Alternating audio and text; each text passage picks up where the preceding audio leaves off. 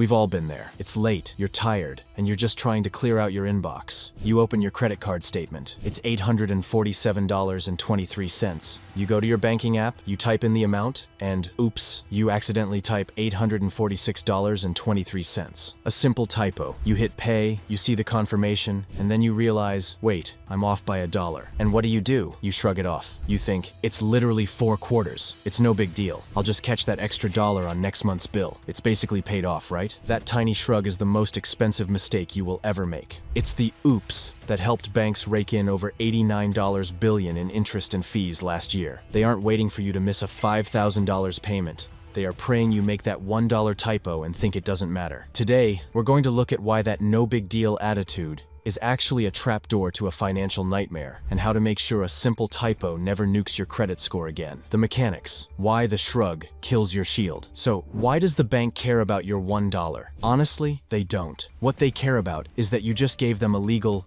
go signal to take away your grace period. Think of the grace period as your interest-free shield. As long as you pay that statement in full down to the very last penny, the bank can't charge you interest. You're using their money for free. But the moment you shrug off that missing dollar, that shield disappears. And here is the part that feels like a gut punch. The bank doesn't just charge you interest on the $1 you missed. Oh no. Because you didn't pay in full, they go back to day 1 of the month. They look at your average daily balance. If you bought a $2,000 fridge 3 weeks ago, they charge you interest on that full $2,000. Even though you paid off $1,999 of it. That $1 typo just triggered $40, $50, or even $100 in interest charges. All because you thought close enough was good enough. The credit score ripple effect, when $1 becomes a red flag.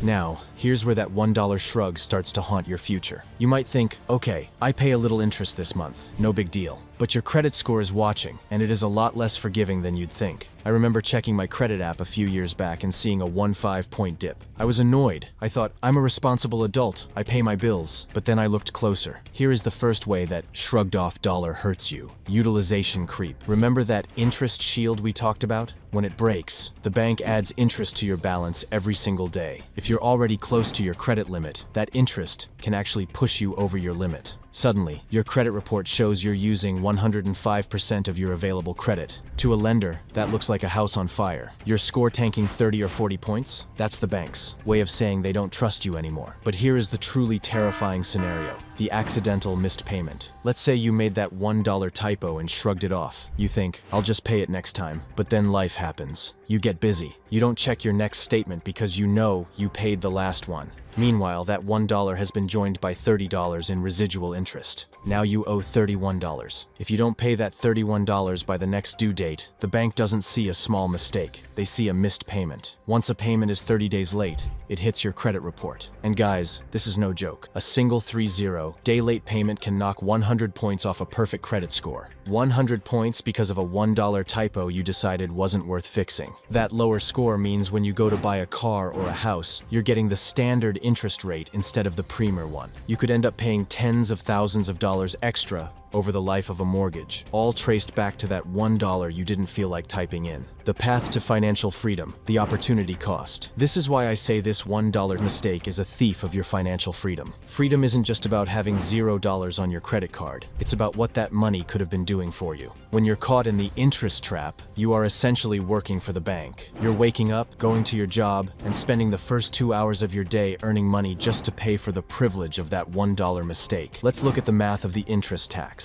If you carry a balance and pay $50 a month in interest, which is very easy to do at today's rates, that's $600 a year. If you took that same $600 and put it into a low-cost index fund every year for 20 years, it would grow to nearly $30,000 thanks to compound interest. That's a down payment on a house. That's a year of retirement. That's freedom. But instead, it went to a bank executive's bonus because of a typo and a shrug. When you stop the leak, you start the build. That is the moment you stop being a customer to the banks and start being an owner of your own life. Refining the personal touch. I'm sharing this because I was that person.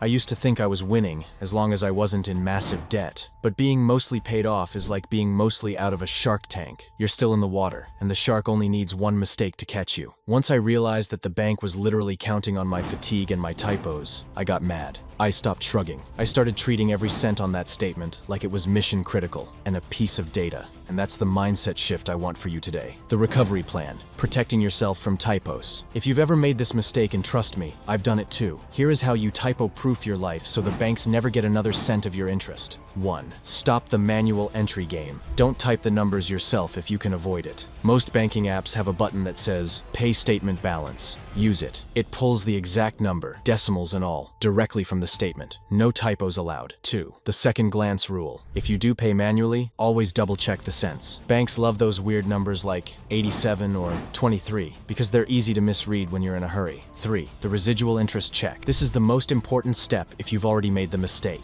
If you realized you were $1 short and paid it off a few days later, you aren't done. Interest is likely already accruing on your new purchases. Check your account again in 15 days to kill off any trailing interest that's hiding in the shadows. Thanks for watching. If you found this video helpful or interesting, make sure to subscribe for more content like this. I'll see you in the next one.